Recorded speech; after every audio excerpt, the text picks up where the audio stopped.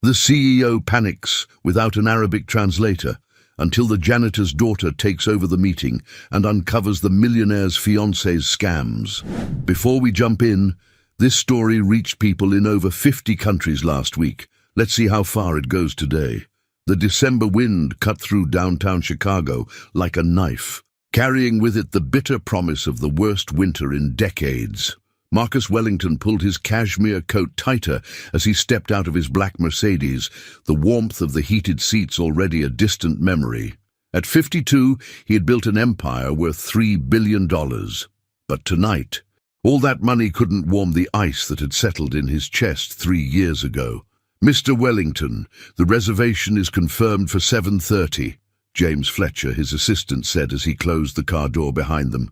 "The board members are already inside." Marcus nodded absently, his steel-grey eyes scanning the sidewalk ahead. The annual Christmas dinner with his investors had become a ritual he dreaded, but business demanded these performances. He was about to respond to James when something made him stop dead in his tracks. Huddled against the brick wall of the alley beside Romano's restaurant, a small figure sat trembling in the bitter cold, a little girl, no more than 7 years old, wearing a threadbare pink jacket that had seen better years. Her dark hair hung in tangles around a face that should have been rosy with childhood health, but instead was pale and gaunt. She clutched a raggedy stuffed rabbit to her chest, and Marcus could see her lips moving silently, as if she were telling the toy a secret. "Sir," James noticed his boss had stopped walking. "Is everything all right?" But Marcus wasn't listening. Something about the child pulled at him with a force he couldn't explain. Maybe it was the way she held her stuffed animal, or the determined set of her small shoulders despite the cold. Whatever it was, his feet were moving toward her before his mind could catch up. "Sweetheart," Marcus said softly, crouching down so he was at eye level with the girl. "What are you doing out here all alone?" The child looked up, and Marcus felt his breath catch. Her eyes were the deepest brown he'd ever seen, filled with an intelligence that seemed far too old for her young face. Those eyes reminded him of someone, though he couldn't quite place who.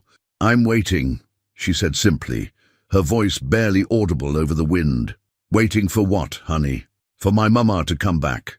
The words were spoken with such quiet conviction that Marcus felt his heart squeeze painfully. She said she'd be right back, but that was. The little girl paused, her brow furrowing as she tried to count. That was when the sun was up high. Now it's dark. Marcus glanced at his Rolex. It was nearly 7:15 in the evening. "What's your name, sweetheart?" "Lily Thompson." She pulled her stuffed rabbit closer. "This is Mr. Whiskers. He's not scared of the dark, so I'm not scared either." "That's very brave of both of you." Marcus felt something shift inside his chest, a warmth he hadn't experienced in years. "Lily, I don't think your mama is coming back tonight. Do you have somewhere warm to go?" Lily's lower lip trembled slightly, but she lifted her chin with remarkable courage. "Aunt Betty said I could sleep in the alley if I was quiet. She has friends over and they don't like kids." The casual way she said it hit Marcus like a physical blow. This child was living in conditions no human being should endure, let alone a 7-year-old. He thought of his own home, with its 23 rooms and 7 fireplaces, all empty and echoing with memories. "Mr. Wellington," James whispered urgently. "The dinner." Marcus held up a hand without taking his eyes off Lily. "Tell me, Lily, when was the last time you had something to eat?" She considered this seriously.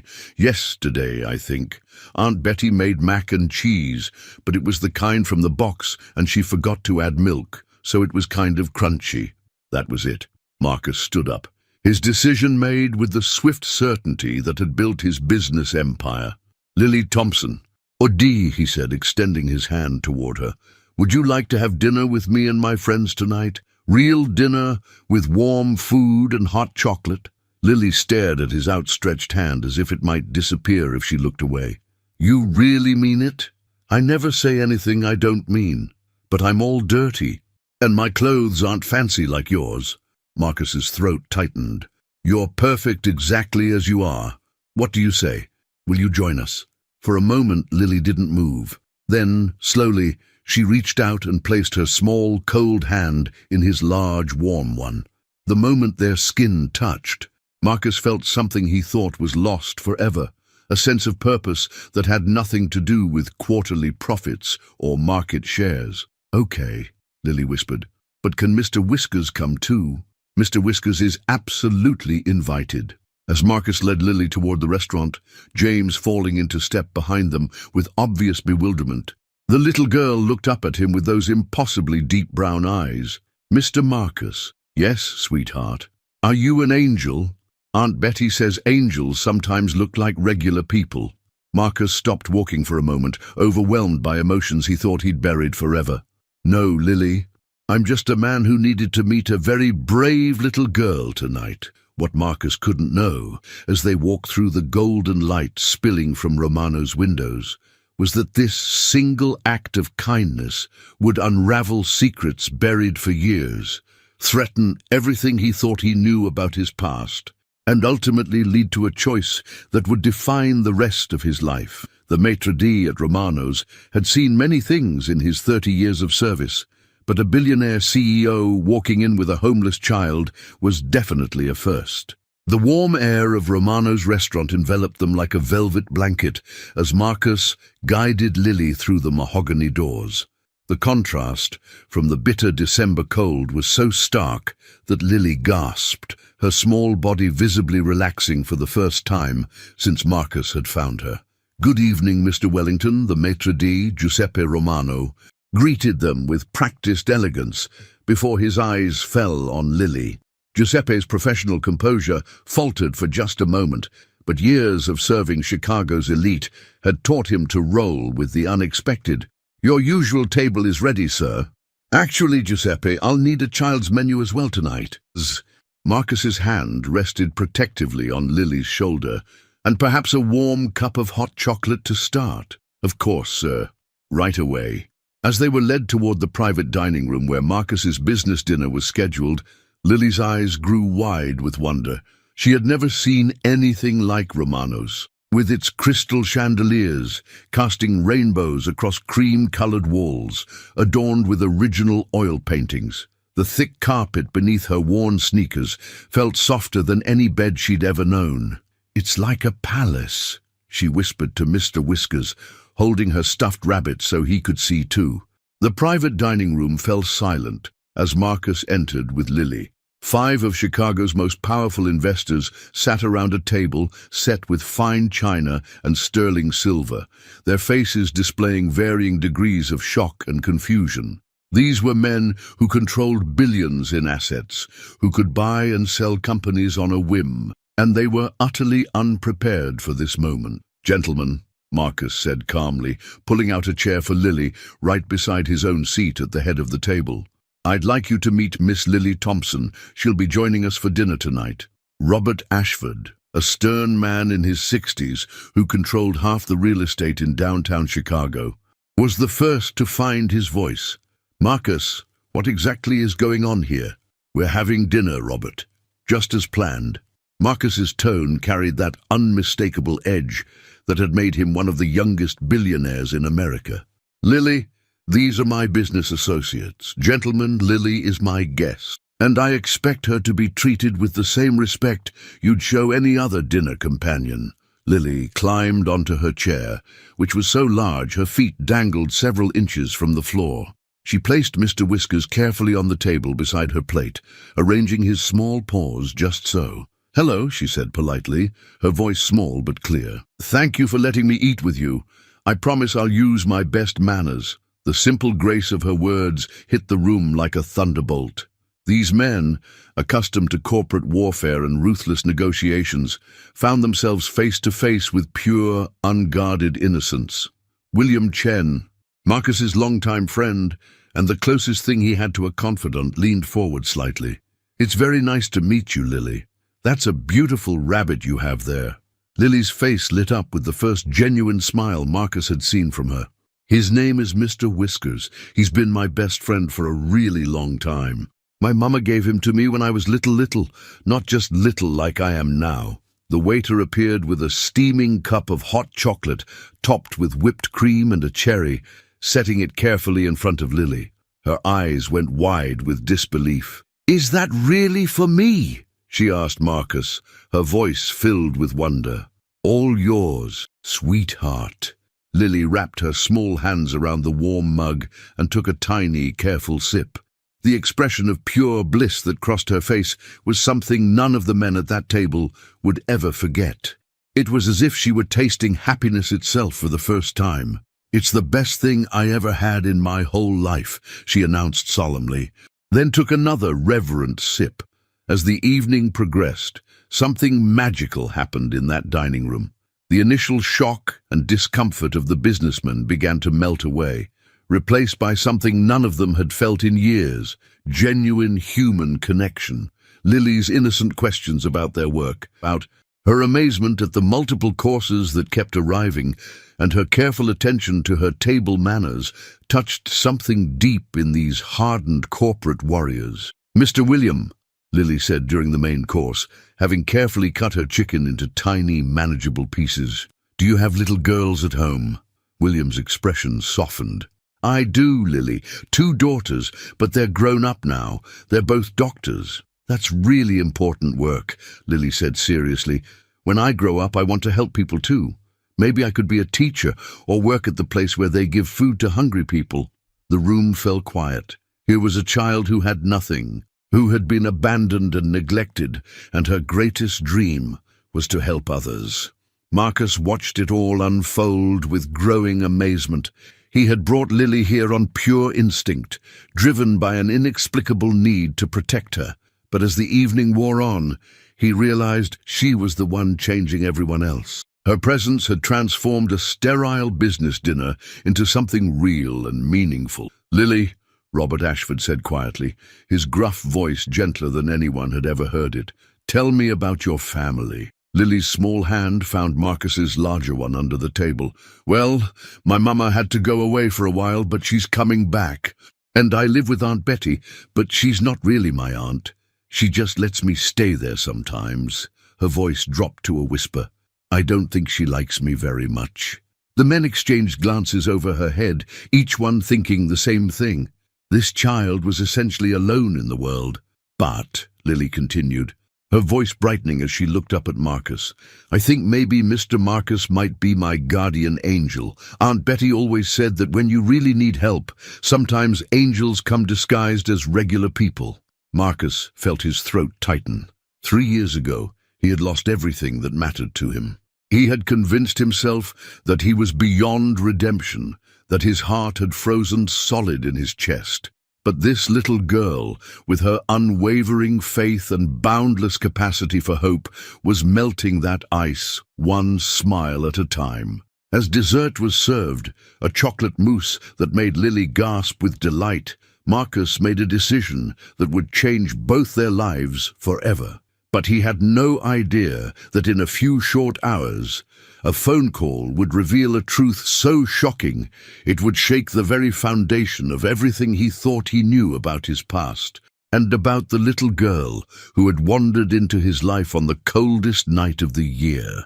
The grandfather clock in Romano's lobby chimed 10:30 as the dinner finally wound down. Lily had fallen asleep in her chair, her small head resting against Marcus's arm. Mr. Whiskers clutched protectively in her arms. The sight of the exhausted child touched something primal in every man at that table. "Marcus," William Chen said quietly, so as not to wake Lily, "what's your plan here? You can't just take a child home without proper procedures." Marcus looked down at Lily's peaceful face, noting the dark circles under her eyes and the way she instinctively curled toward him for warmth and protection. "I know exactly what I'm doing, William. For the first time in 3 years, I know exactly what I'm doing." Robert Ashford, who had been unusually quiet since Lily's comment about helping hungry people, cleared his throat. "That Aunt Betty she mentioned, someone needs to check on that situation. A child living in an alley." He trailed off, his own memories of growing up in poverty clearly surfacing. "Already handled," Marcus said, pulling out his phone. "James made some calls during dinner. Betty Morrison isn't Lily's legal guardian. She's just been letting the child stay there sporadically. Lily's mother, Sarah Thompson, has been missing for 6 weeks. The authorities haven't been notified because there's no one to report it. The men sat in stunned silence. They had just spent 3 hours with a child who had been essentially abandoned, and she had shown more grace and gratitude than most adults they knew. Marcus gently scooped Lily into his arms, careful not to wake her. She stirred slightly, murmuring something about chocolate mousse before settling back into sleep.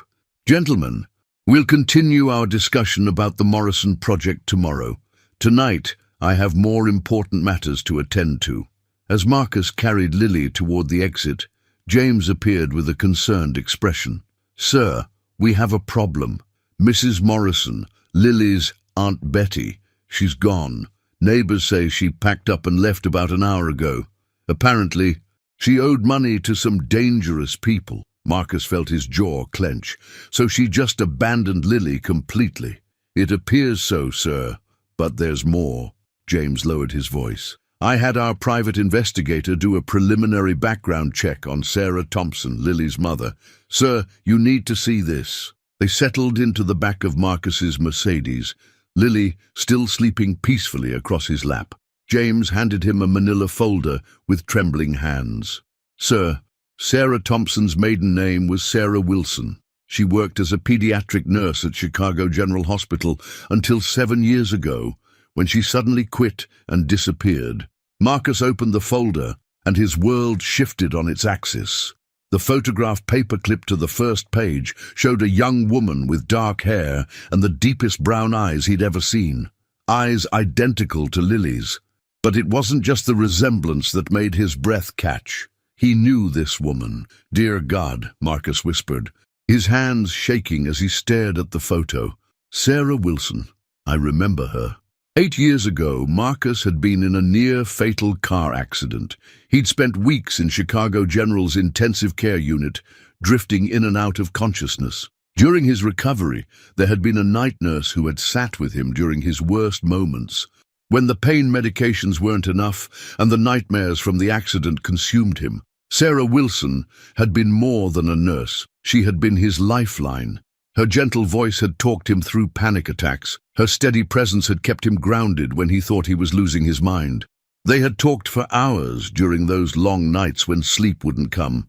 And then, when he was well enough to leave the hospital, he had tried to find her to thank her properly. But she had quit just days before his discharge, leaving no forwarding address. "James," Marcus said, his voice barely controlled, "what else does the report say?" "Drill. Sarah Thompson gave birth to a daughter 8 years ago. The father is listed as unknown on the birth certificate." Marcus did the math quickly.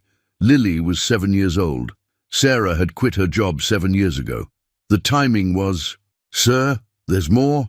I took the liberty of having the investigator dig deeper into Miss Thompson's disappearance. It wasn't random.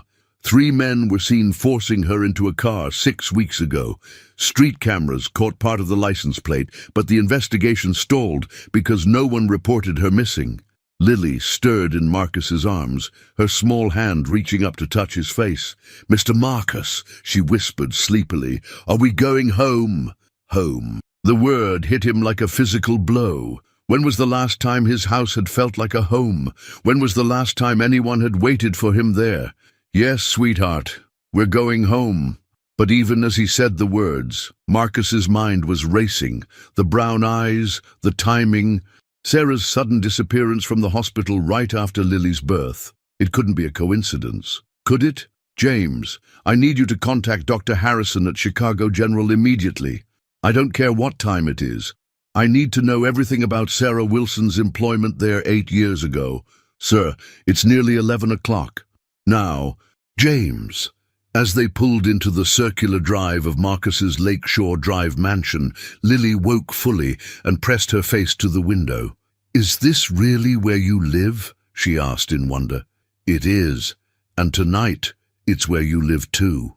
But as Marcus carried Lily up the steps to his front door, he couldn't shake the feeling that he was about to uncover a truth that would change everything. The little girl in his arms might be more than just a homeless child he'd rescued from the cold.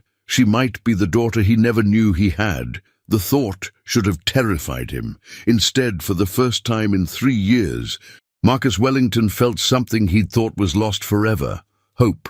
As they stepped into the warmth of his home, neither of them could have imagined that in just 12 hours, a DNA test would confirm Marcus's growing suspicions, and a desperate phone call would reveal that Lily's mother was still alive and in terrible danger. The clock on the mantelpiece chimed 11 times. As Marcus carried his possible daughter toward a future neither of them could have imagined that morning.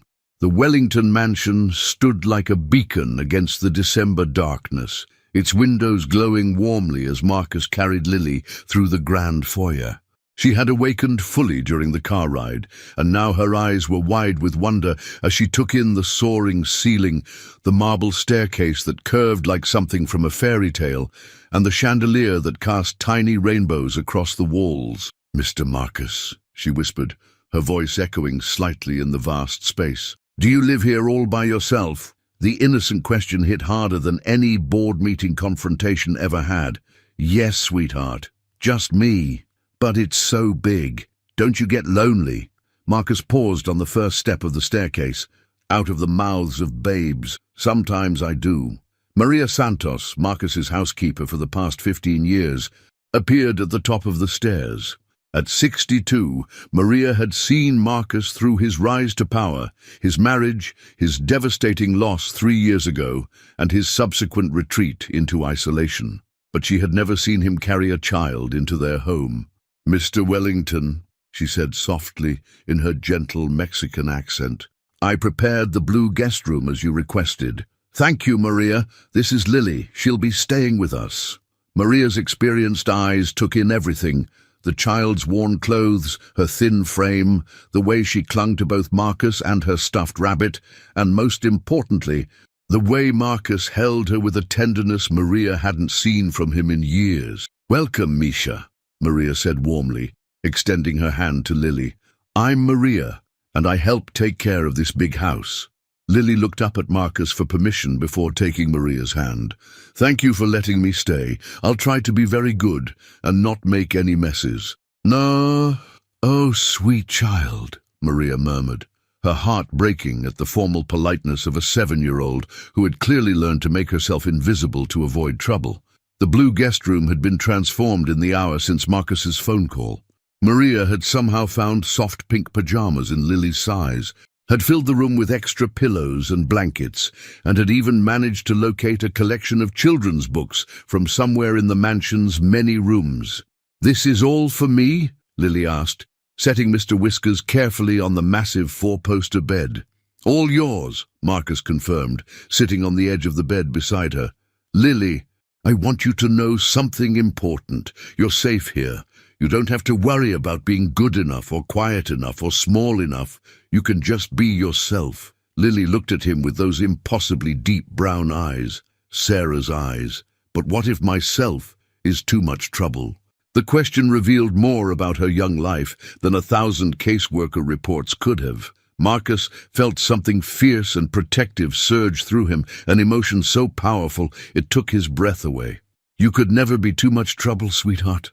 Never." As Maria helped Lily into her new pajamas and brushed out her tangled hair, Marcus stepped into the hallway to make phone calls that couldn't wait until morning. His first call was to Dr. Patricia Harrison at Chicago General Hospital. "Marcus, do you realize what time it is?" Dr. Harrison's voice was groggy but alert.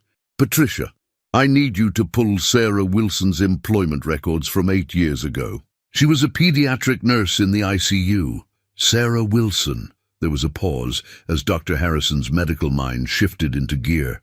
"My God, Marcus, you're talking about the Sarah Wilson who disappeared, the one who used to work nights in the ICU where you were a patient. You remember her?" "Of course I remember her. She was one of our best nurses.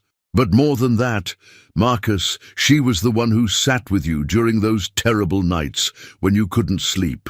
She talked you through the worst of your recovery." Marcus closed his eyes, memories flooding back. Sarah's gentle voice reading to him when the pain was too much to bear. her steady presence during panic attacks that left him gasping and terrified, the way she had somehow known exactly what to say to bring him back from the edge. "Patricia, I need to ask you something, and I need you to be completely honest. Is there any chance? Could Sarah have been pregnant when she left?" And the silence on the other end of the line stretched so long that Marcus thought the call had dropped. "Patricia, Marcus, she came to see me just before she quit. She was scared, confused. She said she had made a mistake but couldn't tell me what it was. And yes, now that you mention it, she did seem different, emotional in a way that wasn't like her." Marcus felt his world shift again. "I need you to do something for me. I need a discrete DNA test, and I need the results by tomorrow afternoon." "Marcus, what aren't you telling me?" "I found her daughter tonight, a 7-year-old girl named Lily, living in an alley because her mother disappeared 6 weeks ago." Another long silence. "Bring her in tomorrow morning. I'll handle it personally." Marcus's second call was to his security chief, David Mitchell. "David, I need round-the-clock protection on my home, starting immediately, and I need you to expand the search for Sarah Thompson. She didn't leave voluntarily. She was taken." "Understood, sir. How much should I tell the men about the situation?" "Everything. This isn't just about business anymore." When Marcus returned to Lily's room, he found her sitting up in the enormous bed, looking tiny against the mountain of pillows. She had changed into the pink pajamas, and with her hair brushed and her face clean, the resemblance to Sarah was even more striking. "Mr. Marcus," she said softly, "can I ask you something?" "Anything, sweetheart. Do you think my mama is okay? Sometimes I have bad dreams that she's scared and needs help." Marcus sat on the edge of the bed and took her small hand in his. "I think your mama loves you very much, and I think she would do anything to get back to you, and I want you to know that I'm going to do everything in my power to find her." "Promise?" "I promise." As Lily settled down to sleep, clutching Mr. Whiskers close, she looked up at Marcus with complete trust. "I'm glad I met you tonight. I think maybe you needed a friend as much as I did." Marcus felt tears prick his eyes. "I think you're absolutely right." He was about to turn off the light when Lily spoke again, her voice already thick with sleep. "Mr. Marcus, when I was really little, my mama used to tell me stories about my daddy. She said he was brave and kind, and that he would love me very much if he could find me. Do you think he's still looking for me?" Marcus's breath caught in his throat. "I think any father would be lucky to have a daughter like you, Lily. Sweet dreams." As he closed the door softly behind him, Marcus realized that tomorrow's DNA test might just confirm what his heart already knew, and if it did, he would move heaven and earth to find Sarah and bring their family together. But first, he had to prepare for the possibility that he was about to become a father to a 7-year-old girl who had already stolen his heart completely. To 5, Marcus barely slept that night. He spent hours in his study, staring at Sarah's photograph and trying to piece together memories from 8 years ago. Every detail seemed crucial now. Every conversation, every moment of connection, every reason she might have had for disappearing so completely. At 6 in the morning, he found himself standing outside Lily's door, listening to her peaceful breathing. He had checked on her 3 times during the night, unable to shake the protective instinct that had taken hold of him so completely. The sound of small feet padding down the hallway made him turn. Lily emerged from her room, still in her pink pajamas, clutching Mr. Whiskers and looking slightly lost in the vastness of the mansion. "Good morning, sweetheart," Marcus said softly. "How did you sleep?" "Really good," Lily said, then paused. "Mr. Marcus, is it okay if I ask where the bathroom is? I didn't want to open any wrong doors." The careful politeness of her request broke his heart all over again. "Of course. Come on, I'll show you." As they walked down the hallway, Lily looked up at the family portraits lining the walls. Marcus had avoided this hallway for 3 years, but seeing it through Lily's eyes made him notice things he'd forgotten. "Who are all these people?"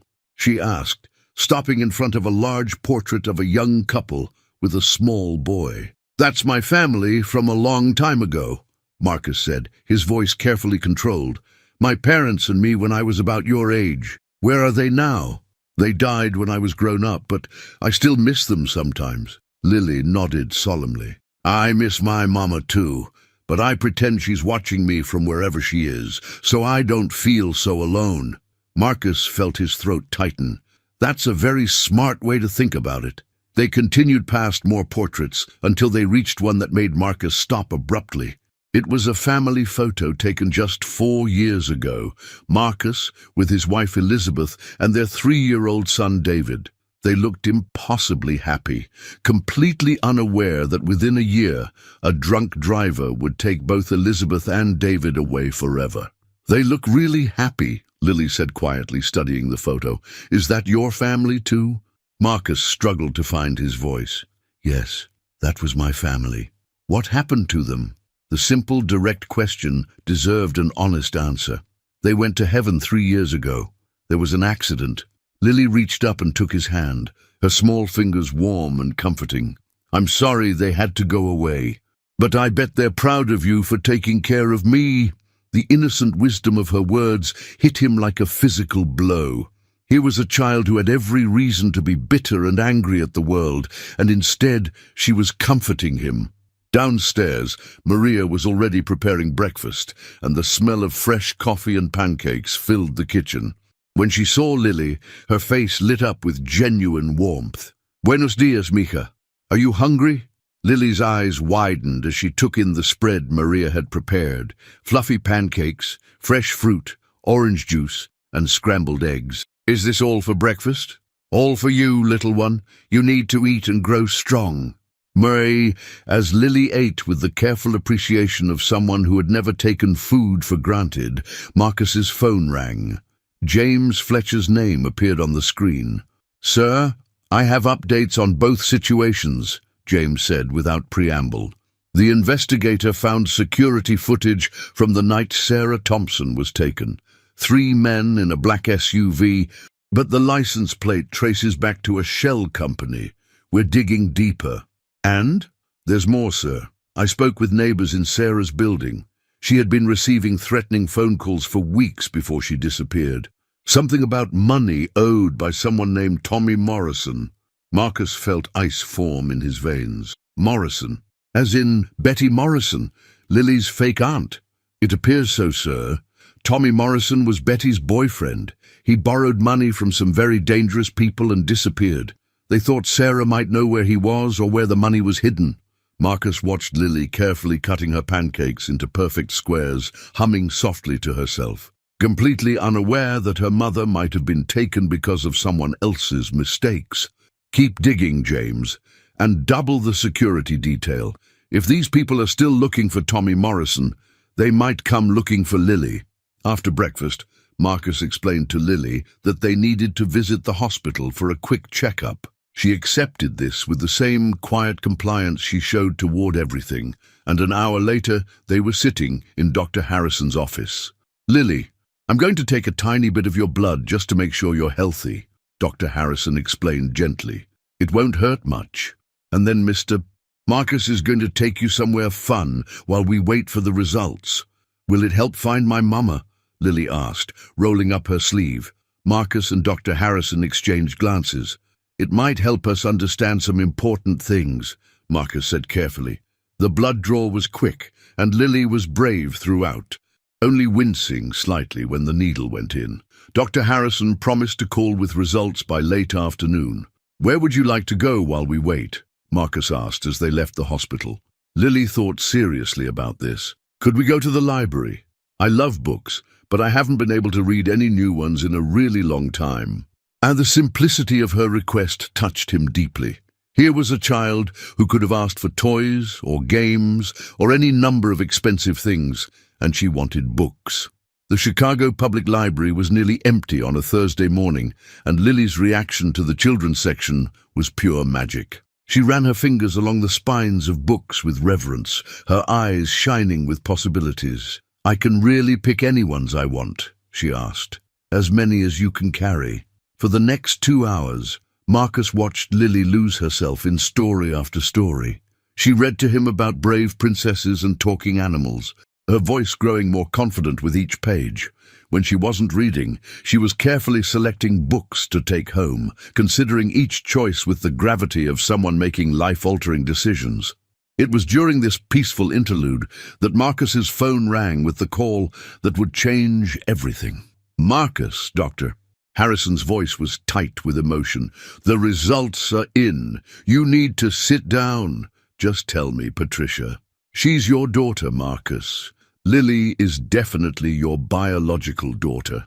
Marcus felt the world shift around him as he watched Lily sitting cross-legged on the library carpet, completely absorbed in a book about a little girl finding her way home. His daughter, the child he never knew existed, was his own flesh and blood.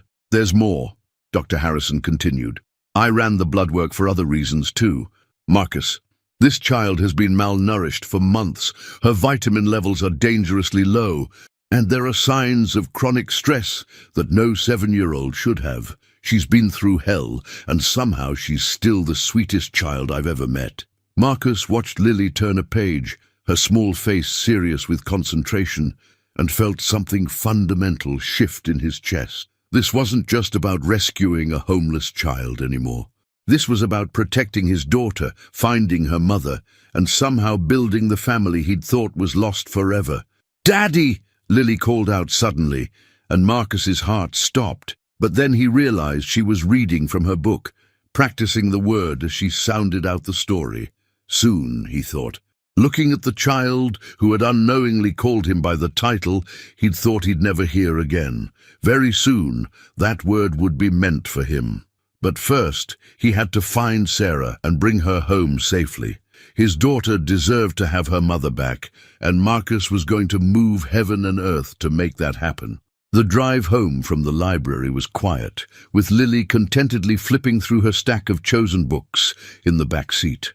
Marcus gripped the steering wheel tighter than necessary, his mind reeling from Dr. Harrison's confirmation. His daughter. 7 years of her life had passed without him knowing she existed. 7 years of her struggling while he had been building an empire that suddenly felt meaningless. "Mr. Marcus?" Lily's voice broke through his thoughts. "Are you sad about something?"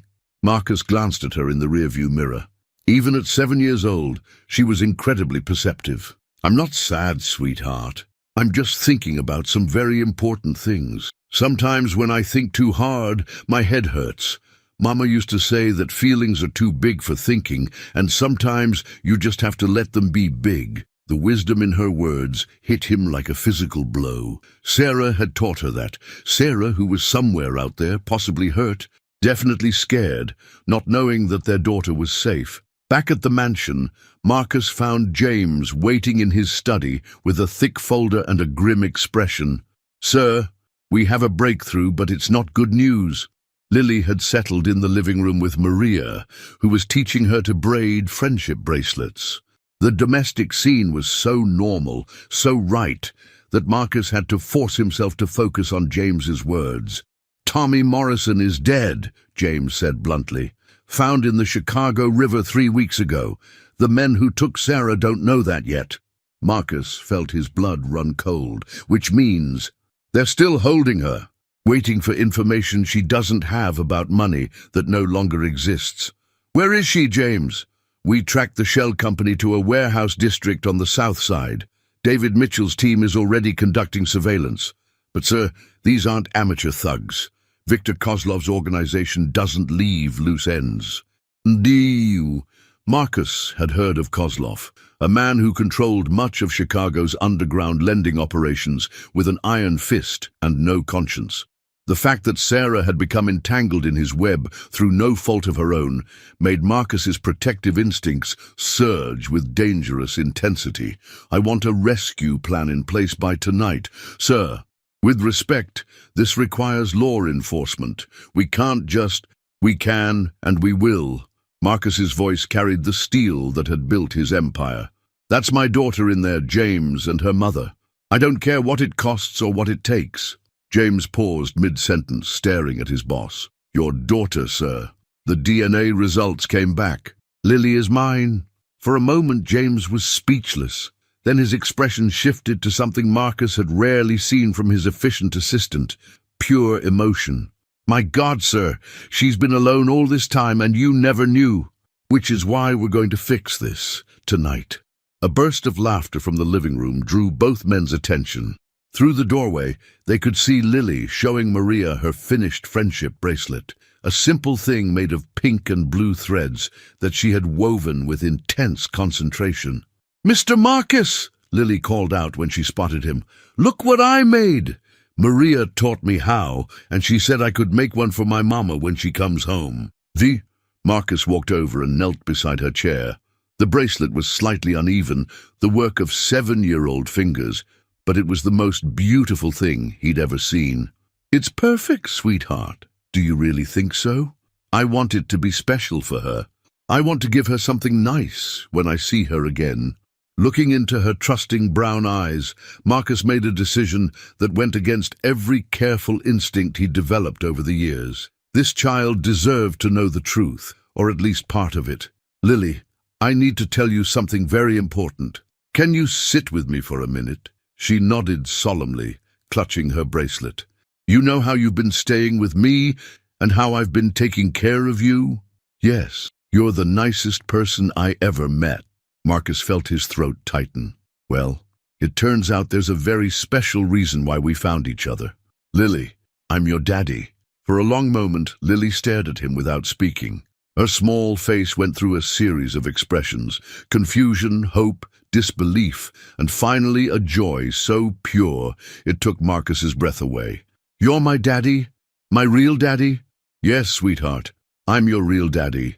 Lily launched herself into his arms with such force that he nearly toppled backward. She buried her face in his neck, and he could feel her tiny body shaking. "I knew it," she whispered fiercely. "I knew you felt like family. That's why I wasn't scared with you." Marcus held her tightly, this miracle child he'd found and lost and found again. "I'm never going to let anything happen to you, Lily. Never. And we're going to find Mama and bring her home. We're going to find Mama and bring her home," he promised. As evening fell, Marcus tucked Lily into her bed, reading her 3 stories before she finally drifted off to sleep. She had insisted on keeping the friendship bracelet on her nightstand where she could see it, ready for the moment her mother returned. Downstairs, Marcus's security team was finalizing plans for an operation that would either reunite his family or destroy them all. The warehouse where Sarah was being held was heavily guarded, and Kozlov's men were known for their brutality.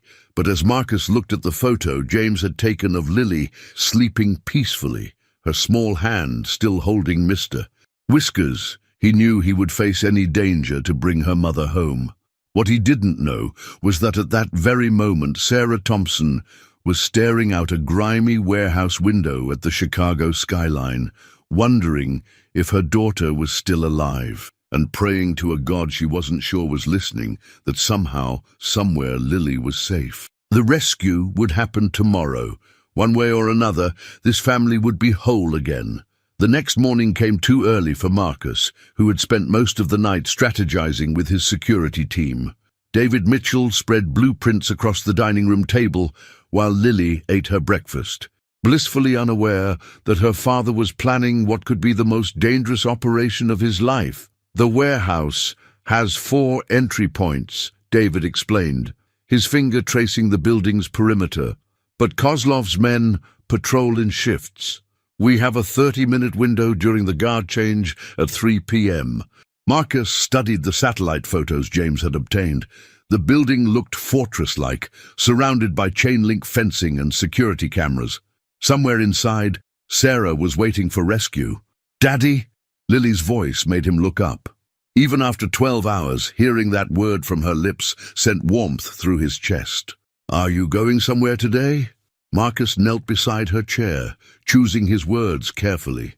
"I have some very important business to take care of. Maria will stay with you, and there are some nice security guards who will make sure you're safe." "Is it about Mama?"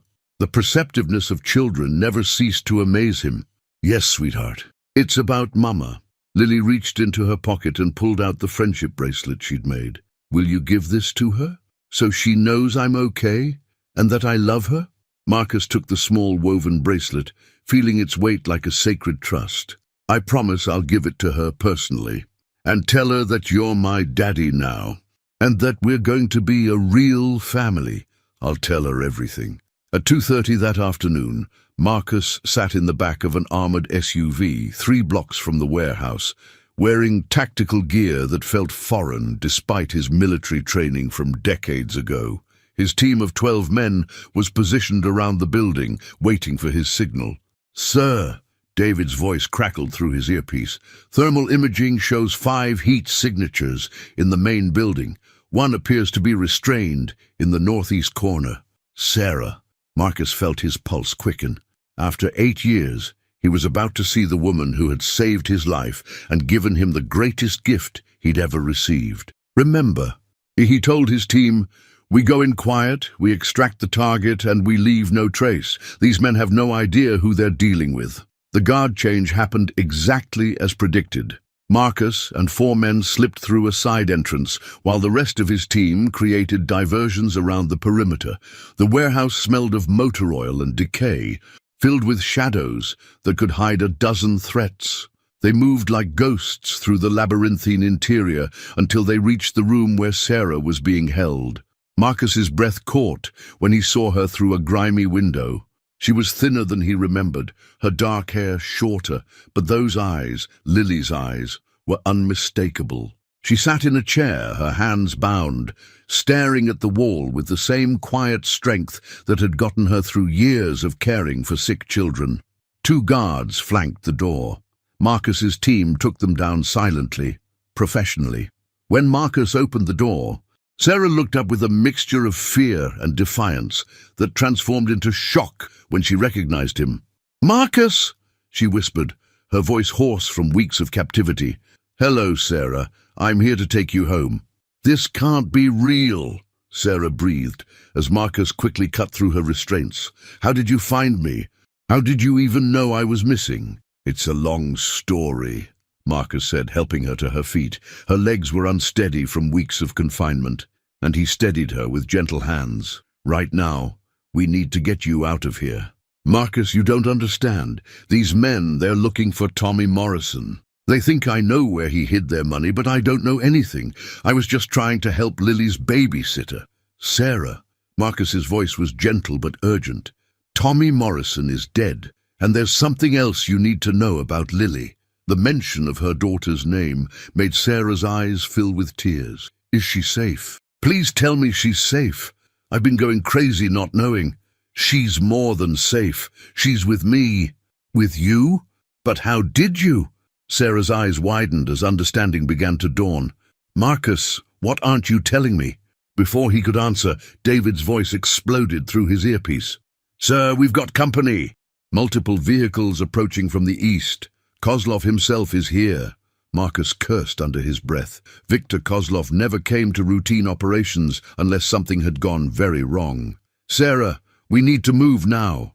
They rushed through the warehouse corridors, Sarah's hand gripping Marcus's arm as they navigated the maze of equipment and storage containers.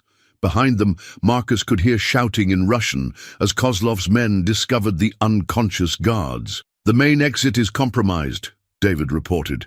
"You'll have to go through the loading dock." As they reached the rear of the building, Sarah stumbled and nearly fell.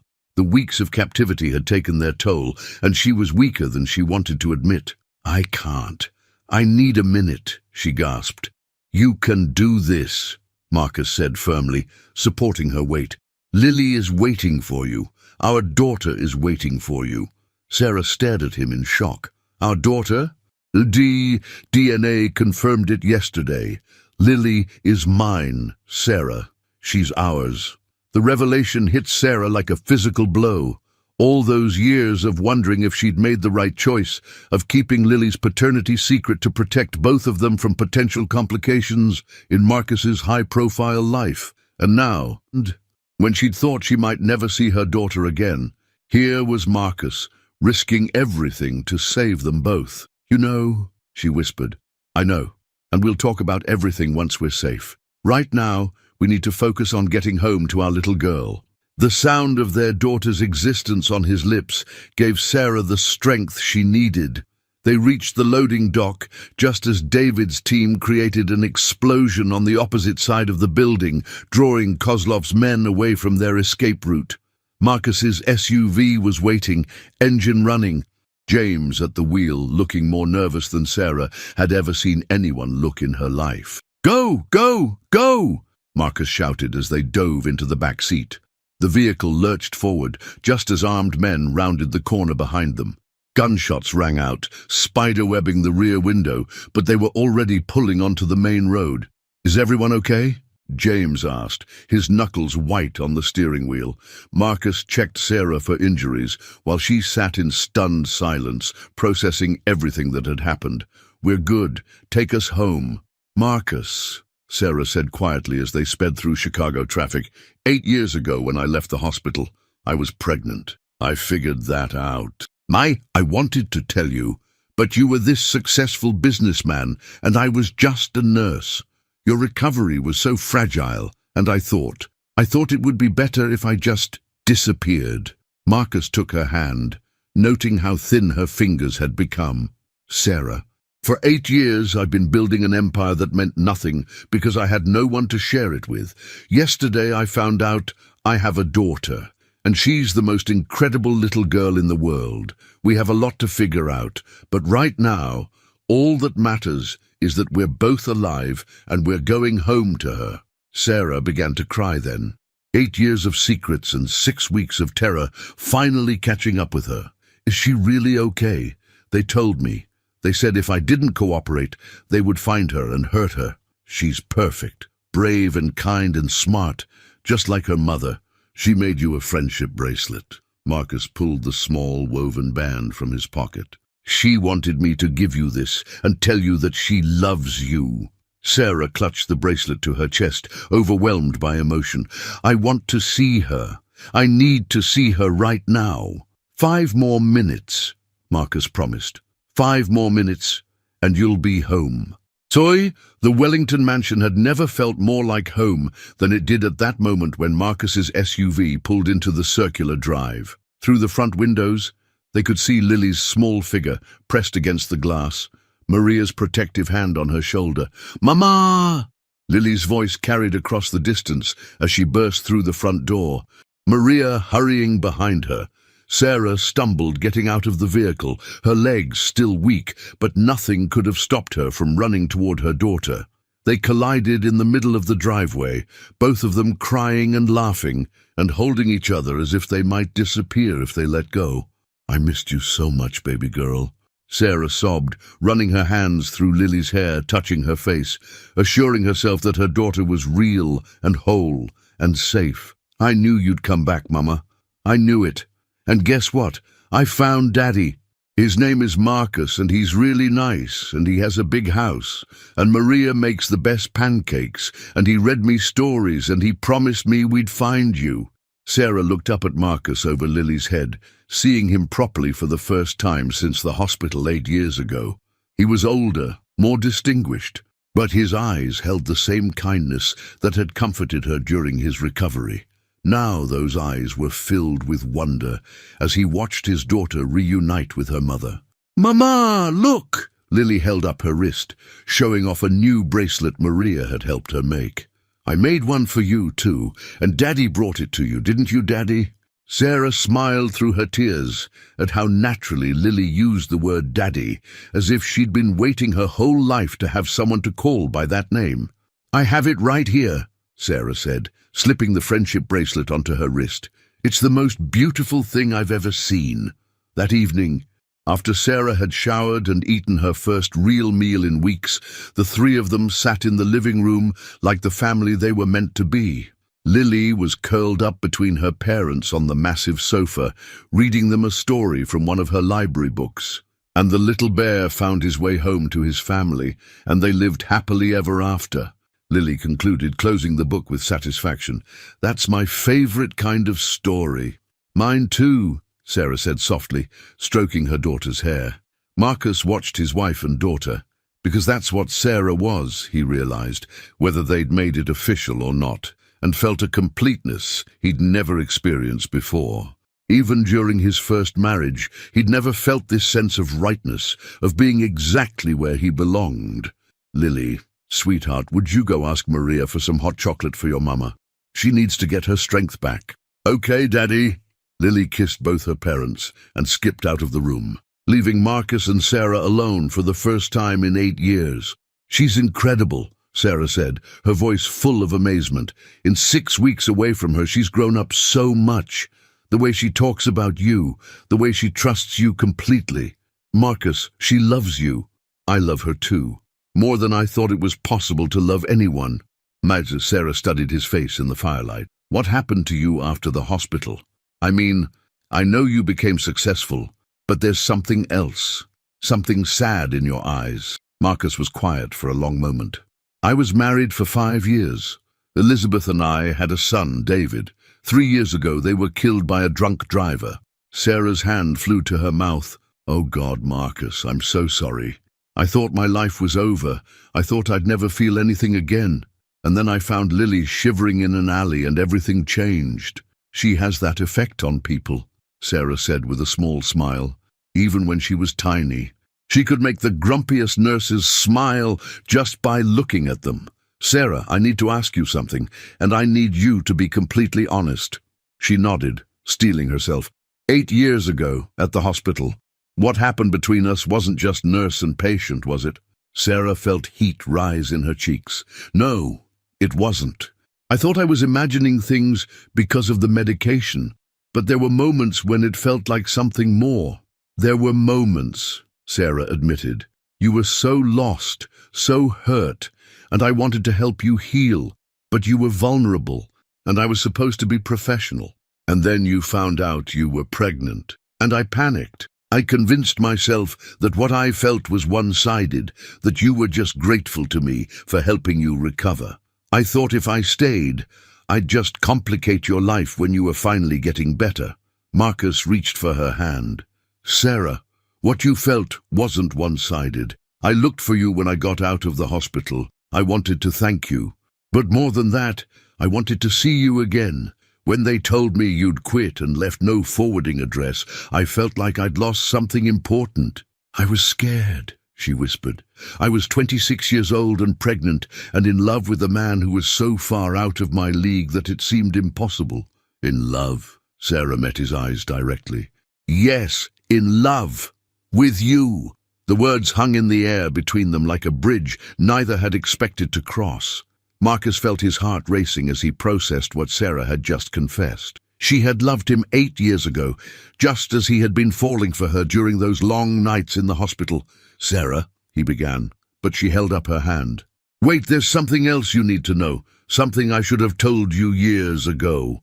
Her voice was shaking now, and Marcus felt a cold dread settle in his stomach. "What is it?" "The night before I quit the hospital, I came to see you one last time. You were asleep, but I needed to say goodbye, even if you couldn't hear me." Marcus remembered that night vaguely. He'd been heavily medicated and drifting in and out of consciousness. "There was someone else in your room when I got there. A woman. She said she was your fiancée, Elizabeth." The mention of his late wife's name made Marcus stiffen. "Elizabeth was never my fiancée 8 years ago. We didn't even meet until 6 years ago." Sarah's face went pale. "Marcus, she knew things about you, personal things. She told me you were going to propose to her as soon as you recovered, that she was just waiting for the right moment to announce your engagement publicly." "That's impossible. Elizabeth and I didn't meet until 2018, at a charity function. We were married in 2019. She showed me a ring," Sarah continued, her voice barely above a whisper. "A huge diamond. She said you bought it before the accident and that she was keeping it safe until you were well enough for the proposal." Marcus felt the world tilting around him. What did this woman look like? Blonde, about 30, very elegant. She was wearing expensive clothes and she seemed possessive. "She told me that you had been together for 2 years before the accident and that my little crush was inappropriate and unprofessional." Dear God! Marcus stood up abruptly, pacing to the window. "Sarah, the woman you met wasn't Elizabeth. Elizabeth was a brunette, and she was barely 25 when we got married. She was still in graduate school 6 years ago. Then who? Marcus's mind was racing, pieces of a puzzle he'd never known existed clicking into place. I need to make a phone call. He stepped into his study and dialed Dr. Harrison's number, his hands shaking slightly. Patricia, I need you to think back 8 years ago. Was there a blonde woman who came to visit me regularly during my recovery? Someone who claimed to be my fiancée? There was a long pause. Marcus, you're going to think this is strange, but I've been meaning to talk to you about that time. There were some irregularities in your chart. Medications that were ordered but not by your attending physician. What kind of medications? Memory suppressants. Drugs that were designed to help trauma patients forget painful experiences, but they can also affect memory formation in general. Someone was giving you doses that weren't medically necessary. Marcus felt ice form in his veins. Who ordered them? That's what's strange. The orders came through official channels, but when I tried to track them down last month for a research project, the paperwork had been altered. Someone with access to our computer systems had covered their tracks. Patricia, the blonde woman. I remember her. She was very convincing, very authoritative. She had medical knowledge, knew how to talk to staff. We all assumed she was who she said she was. Marcus ended the call and returned to the living room, where Sarah was waiting with growing concern. Marcus, you look like you've seen a ghost. Sarah, I think someone deliberately sabotaged our relationship 8 years ago. Someone who wanted to make sure you disappeared from my life permanently. But why? Who would do something like that? Before Marcus could answer, Lily came running back into the room, followed by Maria carrying a tray of hot chocolate. Mama, Maria says we can make cookies tomorrow if you're feeling better, Lily announced, climbing back onto the sofa. Marcus and Sarah exchanged glances over their daughter's head. Whatever conspiracy had kept them apart for 8 years, whoever had manipulated their lives with such calculated cruelty, it would have to wait. Right now, their family was together, and that was all that mattered. But as Lily chatted excitedly about cookie recipes and Christmas decorations, Marcus's mind was already working on the problem. Someone had gone to elaborate lengths to separate him from Sarah, to make sure their daughter grew up without a father. Someone with medical knowledge, computer access, and enough money to orchestrate a sophisticated deception, someone who might still be a threat to his family. The revelation would have to wait until tomorrow. Tonight was for healing, for reconnecting, for being the family they should have been all along. But tomorrow, Marcus Wellington was going to find out who had stolen 8 years from them. And he was going to make sure they paid for every single day his daughter had spent without him. The next morning, Marcus was in his study before dawn, surrounded by files and computer printouts that James had worked through the night to compile. The pieces of the puzzle were starting to form a picture, and it was more disturbing than he had imagined. "Sir," James said quietly, not wanting to wake the house, "you're not going to believe what we found." Marcus looked up from a stack of hospital records. "Try me. The blonde woman who visited you 8 years ago? Her name was Dr. Victoria Blackwood. She was a psychiatric resident at Chicago General, but she was dismissed 3 months after your discharge for unethical conduct." "What kind of unethical conduct?" "Experimental drug trials on patients without proper consent, manipulating medical records. The investigation was quietly buried because her father sits on the hospital's board of directors." Marcus felt his blood run cold. "Her father? Richard Blackwood. He owns Blackwood Pharmaceuticals, one of the largest medical supply companies in the Midwest. They've been trying to get exclusive contracts with Wellington Industries for years." The implications hit Marcus like a physical blow. Victoria Blackwood hadn't been a random visitor. She'd been conducting some kind of elaborate scheme, possibly to manipulate him while he was vulnerable, potentially to gain access to his business empire through a romantic relationship. Where is she now? That's where it gets interesting, sir. Dr. Victoria Blackwood died in a car accident 4 years ago, but her medical license shows activity up until last month. Someone's been using her identity. It appears so. And, sir, There's more. The car accident that killed your wife and son 3 years ago? Marcus felt the room spin around him. What about it? The drunk driver. Michael Torres had no history of alcohol abuse. His blood alcohol level was consistent with someone who had been drugged, not someone who had been drinking. The case was closed quickly because Torres died in the crash, but the investigating officer noted several inconsistencies in his report.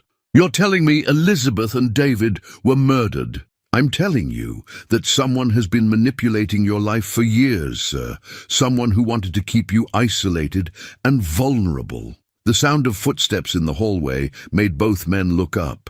Sarah appeared in the doorway, wearing one of the robes Maria had found for her, her hair still damp from the shower. I'm sorry. I heard voices and wanted to make sure everything was okay. Marcus stood up, his mind reeling from James's revelations.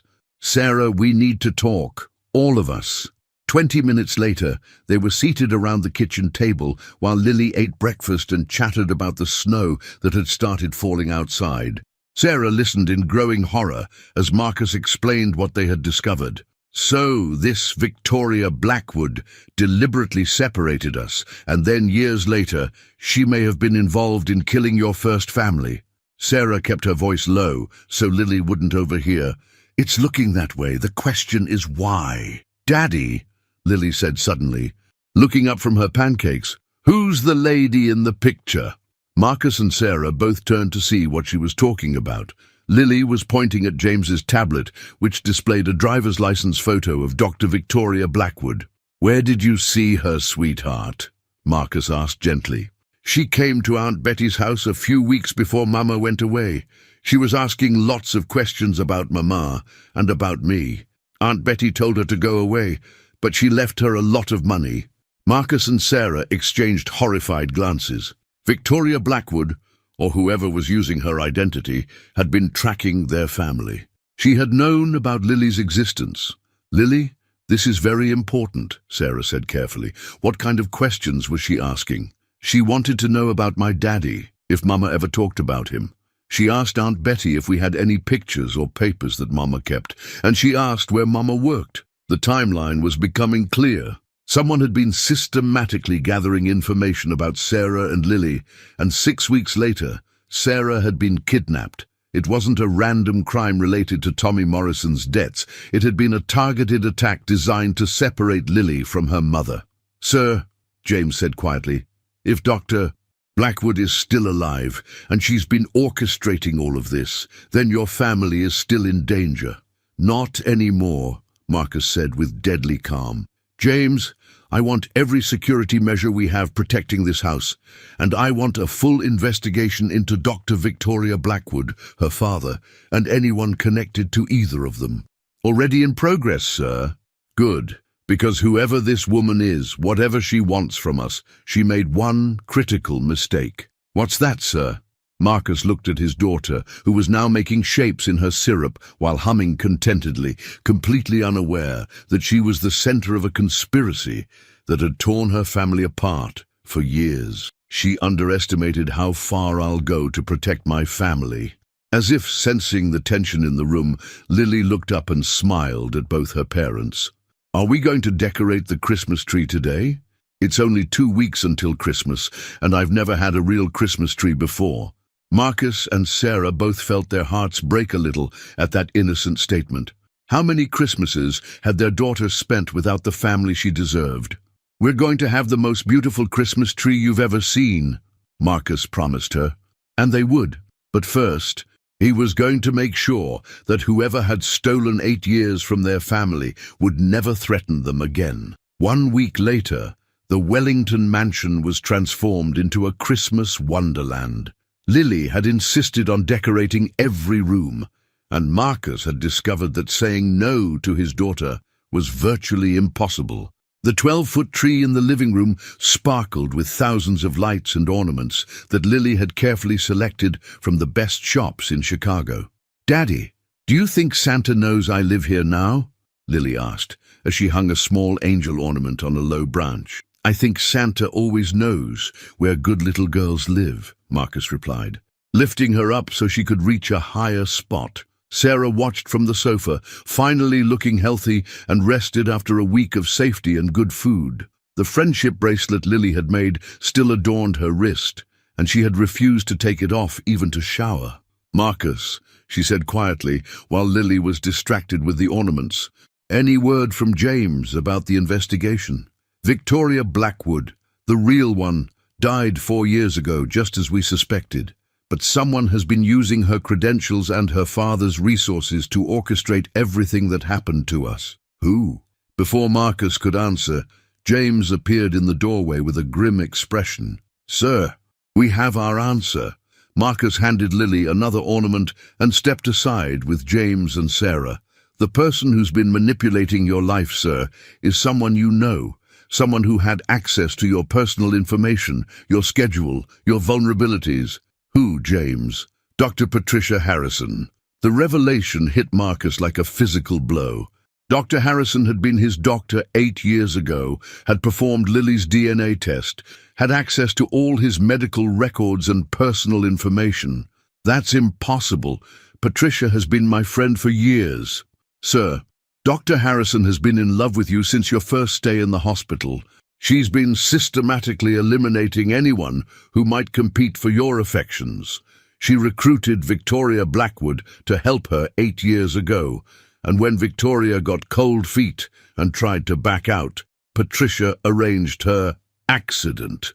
Sarah felt sick. "She manipulated me into leaving, made me think Marcus was engaged to someone else. And then she wormed her way into his life over the years, positioning herself as his trusted doctor and friend. When he married Elizabeth, Dr. Harrison couldn't handle it. She arranged the car accident that killed his wife and son."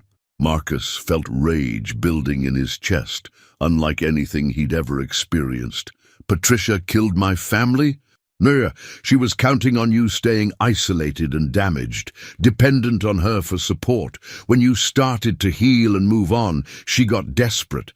The attack on Sarah was her attempt to eliminate the last threat to her fantasy of having you to herself." "Where is she now?" "That's the problem, sir. She's missing. Her house is empty. Her office is cleared out and there's no trace of her anywhere." "Daddy?" Lily's voice cut through the tension. "Why does everyone look so sad? It's Christmas." Marcus forced a smile and returned to his daughter. "We're not sad, sweetheart. We're just talking about grown-up things." "Well, grown-ups think too much. Come help me put the star on top of the tree." As Marcus lifted Lily high above his head so she could place the golden star at the very top of the Christmas tree, he made a silent vow. Dr. Patricia Harrison could run to the ends of the earth, but she would never hurt his family again. He had the resources to find her, and when he did, justice would be served. But that was tomorrow's concern. Tonight was about celebrating their first Christmas as a complete family. "Perfect!" Lily exclaimed as the star settled into place. "Now it's really Christmas." Sarah joined them by the tree, and for the first time in 8 years, Marcus felt complete. His daughter was safe. The woman he loved was by his side, and they had the rest of their lives to make up for the time they'd lost. "I love you both so much," Sarah whispered, tears in her eyes. "I love you too, Mama. And I love you, Daddy. This is the best Christmas ever." Marcus gathered his wife and daughter in his arms, looking up at the star Lily had placed with such care. 8 years ago, a conspiracy had torn them apart, but love had brought them back together, and nothing would ever separate them again.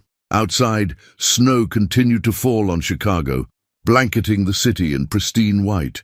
Inside the Wellington mansion, a family that had been broken was finally whole, ready to face whatever the future might bring. Together.